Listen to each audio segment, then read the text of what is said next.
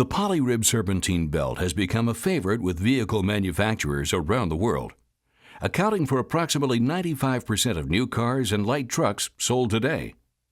But, as with everything else in life, there is a trade-off.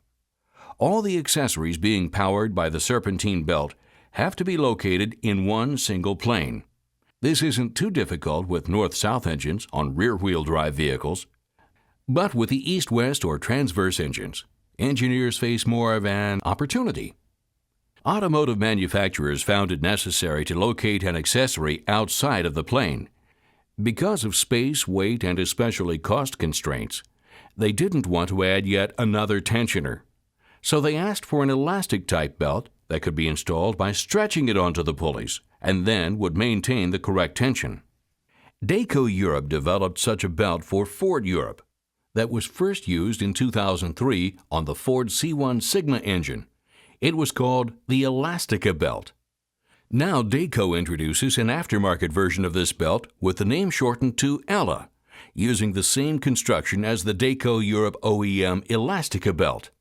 ELA belts utilize a proprietary EPDM construction and polyamide tensile member that are designed to elongate over a fixed pulley system, then maintain the required belt tension over the life of the belt. Because ELA belts must stretch during installation, their length is shorter than the nominal drive length in order to provide the correct belt drive tension. For this reason, ELA belts are not interchangeable with Dayco's standard polyrib belts. Installation procedures for the ELA belt also differ substantially. Here are the tools used. On the left is the Dayco ELA installation tool, and on the right, a 3/8 inch wide zip tie. A specific application uses either one or the other tool, never both. Speaking of never use a screwdriver to pry an ELA belt, or any other belt, onto a pulley. A deep socket wrench or equivalent will be needed to turn the crankshaft. Let's take a look at how these tools are used on a few representative applications. Our first application is a 2009 Chevy 1500 truck with a 5.3-liter engine. The stretchy belt powers the AC compressor. As a safety precaution, turn off the engine, take the keys out of the ignition, and disconnect the battery. Since the stretchy belt is behind the primary polyrib belt, this primary belt must be removed to obtain access. The first step is to cut off the old stretchy belt. On this application, the best approach is to loop the new ELA belt behind the crankshaft pulley all the way to the crankshaft itself. This will give you enough belt length to then install the ELA belt on the AC pulley. Then use the Dayco ELA tool to seat the belt into the crankshaft pulley. Since this crankshaft pulley does not have a concave shape, the bolt is not needed with the tool. This is the ELA belt ready to be installed onto the crankshaft pulley. Place the Dayco ELA tool snugly into the interface between the crankshaft pulley and the ELA belt, so that the belt holds it in place. Orient the ELA tool as shown. Using a deep socket wrench, slowly rotate the crankshaft pulley. The ELA tool will slide the belt across its surface until the belt ribs fit into their respective pulley grooves. Continue rotating the crankshaft pulley until the belt is fully installed. Then remove the ELA tool. To finish the installation, reinstall the primary polyrib belt and reconnect the battery.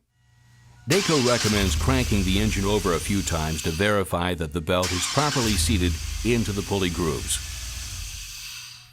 For an example of the zip tie installation method, we're featuring a 2005 Mazda Tribute with a 3-liter V6 engine. On this transverse engine model, a pulley mounted on a camshaft is driving the water pump below. Once again, as a safety precaution, turn off the engine, take the keys out of the ignition, and disconnect the battery. To get started, remove the 3 bolts holding on the engine cover and remove it. This will give you access to the driver pulley mounted on the camshaft. Next, take off the right front wheel and unbolt and lower the splash shield as much as necessary in order to access the crankshaft pulley.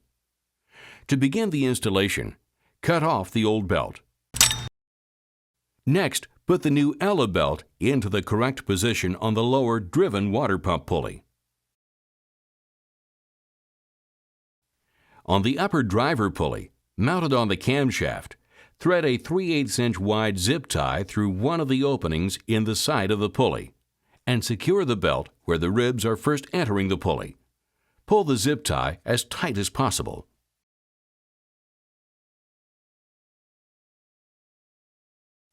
Now have an assistant slowly rotate the camshaft using a deep socket wrench, while you guide the belt into the driven pulley grooves. After the belt snaps into the correct grooves, tell your assistant to stop and then carefully remove the zip tie from the pulley. Reinstall the splash guard, right wheel, and engine cover, and reconnect the battery. As mentioned earlier, Dayco recommends cranking the engine over a few times to verify that the belt is properly seated into the pulley grooves. Dayco developed the ELA belt for those specially designed OE drives that require a stretchy belt, thereby taking the guesswork out of tensioning these fixed center drives. Remember, however, ELA belts are not interchangeable with Dayco's standard polyrib belts. Because of their unique design, Dayco's ELA belts will provide the correct amount of tension at installation, thus providing worry-free performance throughout the life of the belt.